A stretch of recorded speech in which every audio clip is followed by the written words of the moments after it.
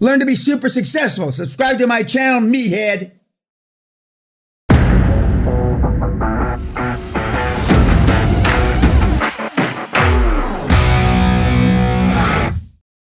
Okay, and what you want is some innovation from the guys and gals that are taking the calls. And the easiest, or not the easiest, the best way to get innovation is pay them on results, outcome. And then all of a sudden they get creative because their English is vast, but you know, the words that are written down in the scripts are for morons, because most of the people that are making the calls into them are morons. But for that 10 or 20% that aren't morons, the fact that they can twist your answers, still tell them the truth, but make it, you know. And then I've had call guys, center guys that wouldn't take no for an answer, and those are the best. You get the most complaints about them, though. Yeah. Well, when you told me Mexico, I thought, I mean, there would be corruption down there. Oh yeah. I mean, so you need a good board. All right, so you want to go over this? Yeah. So this is the one where I got fucked.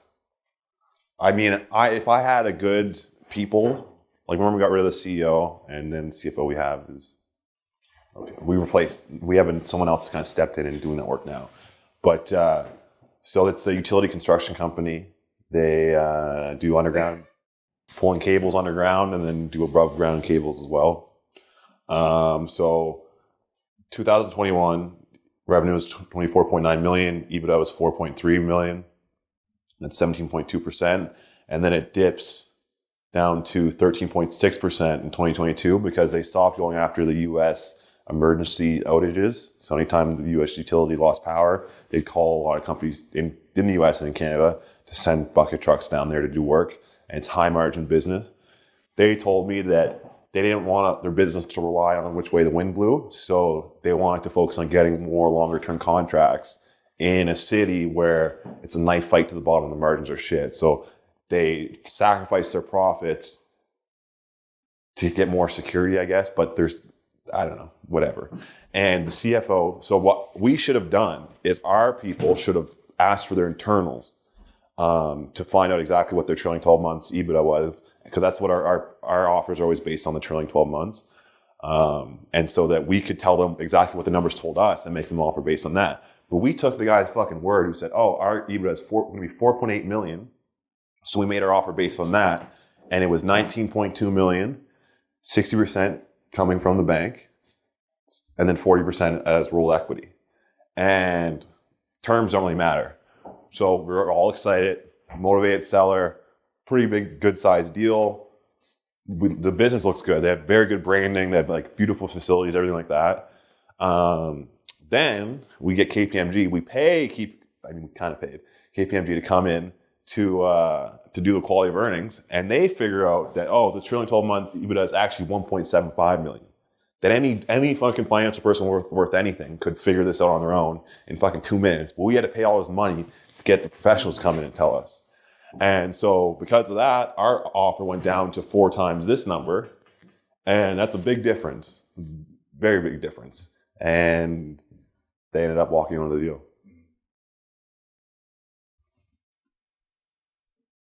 And all the contracts were short term.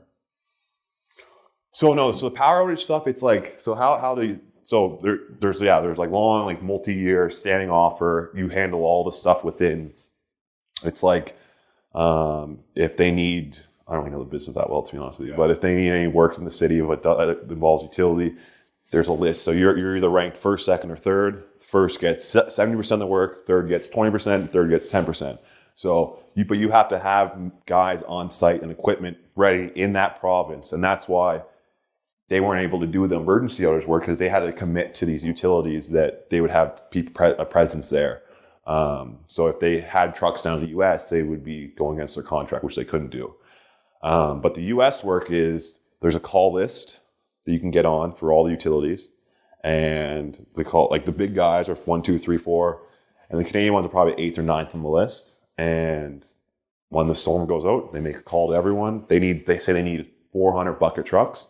They call this company. They go, okay, you got 40. Okay, you go to the next one. Okay, you guys got, how much can you guys provide us with? 60. Okay, and they're trying to hit that 400 number. So, but they'll pay, the margins on that work is about 50%.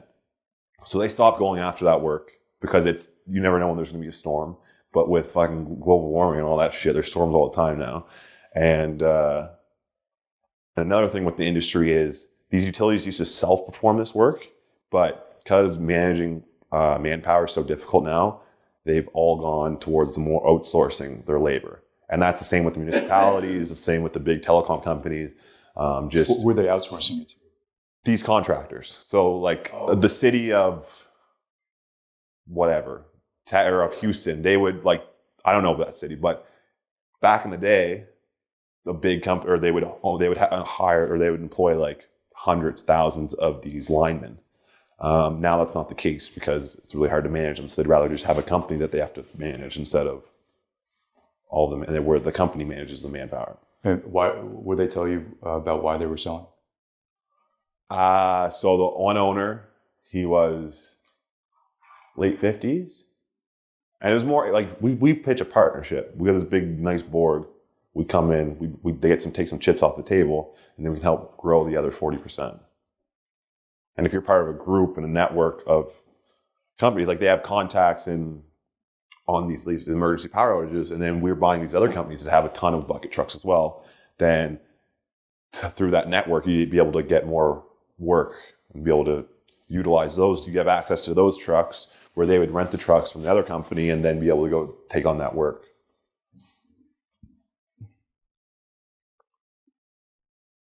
So it was a good deal. If it was 4.8, it would have been a beautiful deal, but it wasn't. It was 1.75. Quite far off, isn't it? Quite far off, yeah. And it all comes down to this emergency power work. How many employees did they have? I would say, Labor intense, isn't it? but it's equipment. So it's like these trucks charge out for a certain price, and then you only have a guy or two in the truck. So it's Also not too labor intense. Yeah, like, I mean, they actually do the work, but they need a lot of equipment to do it. So probably 50, 60 people. But it's a good business. I like this business a lot. Like the industry and like. I think the construction is very versatile. Like you'll find so many different types of companies around construction. Yeah. The drilling and the this. Yeah. And So the drilling is aligned with, it's like it all comes together really well. Like there's big companies out there that do all of this in one.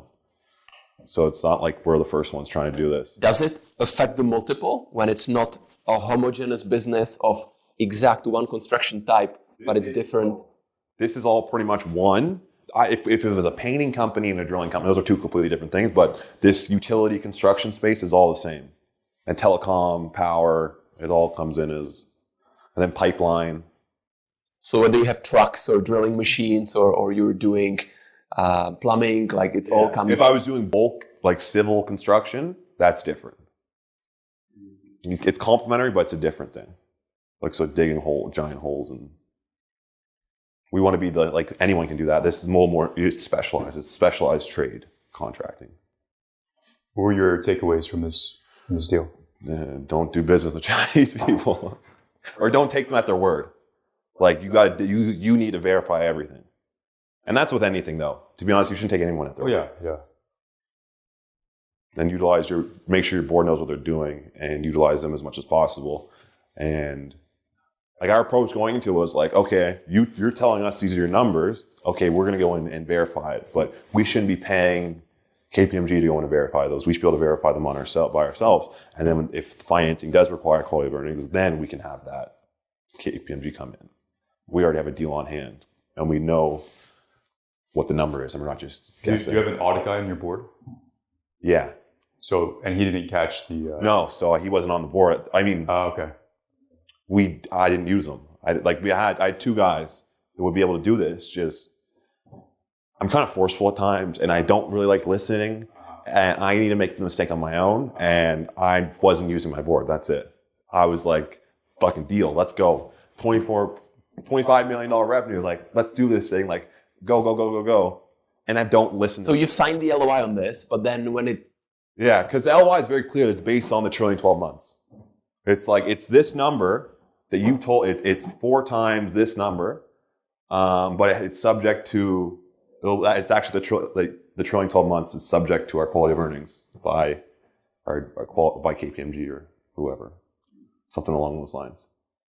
And because the bank, and why we do trailing 12 months is because when you do your covenant reports, like the bank's going to want the trailing 12 months. They don't give a fuck. Like they say year end lasts forever, and there's a lot of fuckery that can go on, especially in these private businesses, to make the year end look like 3.2. So when you look at the trailing 12 months, it tells you a lot more.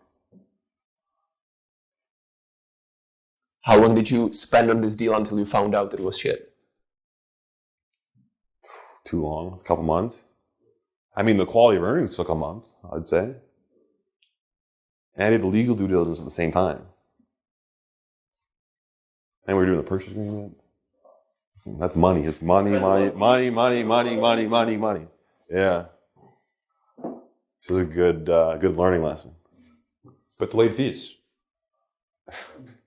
That's really sure. Like it is delayed fees, but still, like. Until now, how many deals have you done due diligence and? This was the second one, and then so I've done 3 now. So you've done 3 due diligence. Actually, no. The first deal we did 2, because we ran into issues with the first one, and we like the cutoff date, and then we were like, okay, let's run it back. Like we cut it off, say December, and because the nature of the business was really choppy, so we pulled it into like March, I think, and we did another quality of earnings on that one. So for one deal, you had to pay twice. Yeah. Monopoly money. But another thing I said during the first seminar, which like a lot of the other information you weren't listening, not just you, but even when you're Siemens trying to buy assets from General Electric, only 1 out of 3 closed. And they've got the best of the best of the best. Creme de la creme.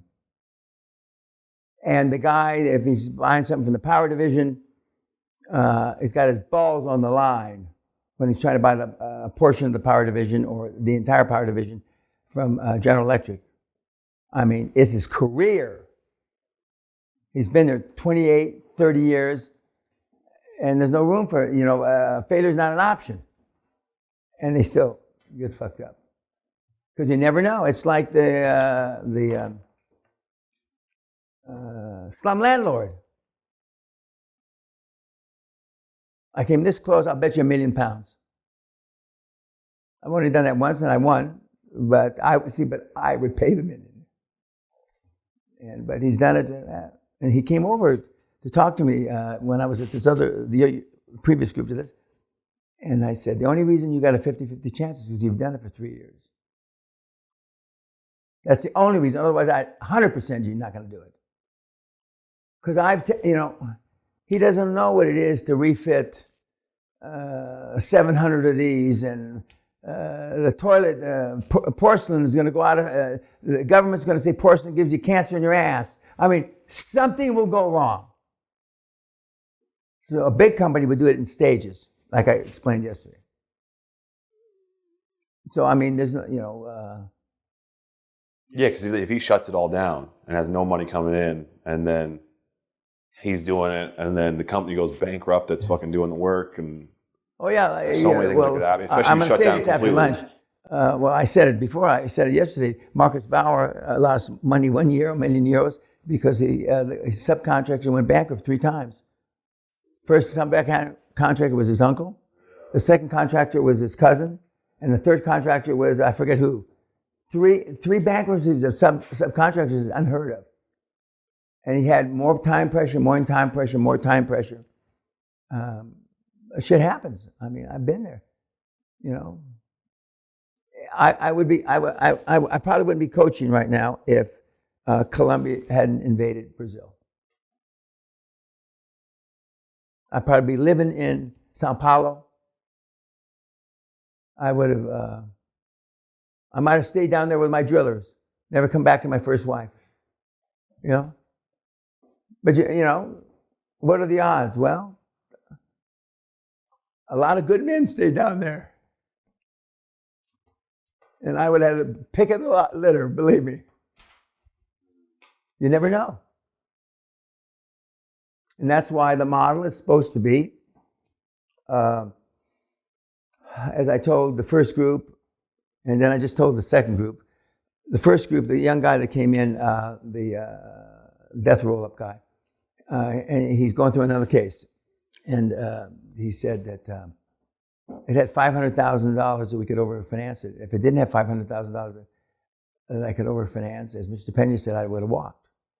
Because Amber would take $250 and I would take $250, just like we have on the other deals. And then a bulb went off on my head. I said, stop a minute. Are you saying that the model is, as explained to you, was restricted? If you can't overfinance motherfuckers, you shouldn't do them? Yeah, that's what you told us. I look around, now see, you don't remember, but that's exactly what I told you. I look around the room and I said, on the seller finance, the downside of the seller finance, where do you get the fucking money to pay yourselves? And I said, well, most of these shoebox companies don't have a working capital loan. You have them plot for a working capital loan, and you draw it out, and you add it to the purchase price. Most of these companies don't have a line of credit. You have them do a line of credit, and you draw it out, and that's where you pay overfinance, and that's where you get the money from. Then I went to the next group over here, in the Chauffeur's Cottage, and they didn't understand. And I said, well, somehow it got lost in the translation. But that's exactly what he and Amber did. And he's only looking at deals he can pull out $500,000. So that's pretty restrictive. And I also said, and he brought up, I told you all know real estate, right? He's doing real estate. Why does he get to do real estate and I can, Dan? Because he's selling the real estate in a simultaneous motherfucking transaction. So he's taking the cash from it and it's got nothing to do with the deal. Fuck. Slick. Yeah, and I was slick 50 years ago when I started doing this. I had more business. I mean, as they used to say, Peña will fuck a snake if he holds his head still. And I was, doing deals left, right, and center. And of course, this is why Goldman Sachs and everybody won't do the deals. And that's why I left. And I wish this Asian chick from the Netherlands, who retired now from JP Morgan, who's setting up an investment bank based on the QLA model. And but she couldn't sell a blowjob to a fucking drunken sailor. But Did she make a deal yet? Huh? Did she make a deal No, yet? not yet. No. I would have heard about it, believe me. I would have heard about it. But it's so foreign to the investment bank model. I mean, they're going to think she's nuts. And the good thing is she's kind of a cute little Vietnamese girl, but she's got 25 years with JP Morgan. She's got a lot of experience. But she still doesn't know credits and debits have to equal on a balance sheet. I swear to you, she still doesn't. So you can get up to senior. When she left JP Morgan Europe, she was an executive vice president in charge of wealth management. So everybody that had any fucking money whatsoever in Europe, she knows. And I said, I can't be your chairman. I wish you luck. And she uses the words back, what would I have to do to get you to be my chairman? There's nothing you could do, but I want it to work,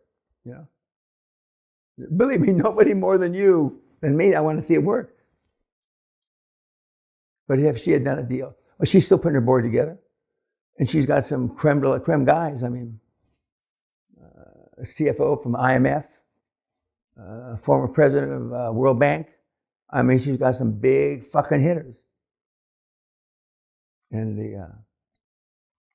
but I mean, this deal, I can't begin to explain to you the rush I got when all the dots came together. Fuck. Bear Stearns says, no, we can't do that, Danny. I mean, what are you, crazy? And then the KKR guys left, and then I left. There was allegedly a brain drain at Bear Stearns. Well, it was a brain drain. The KKR guys are gifted guys.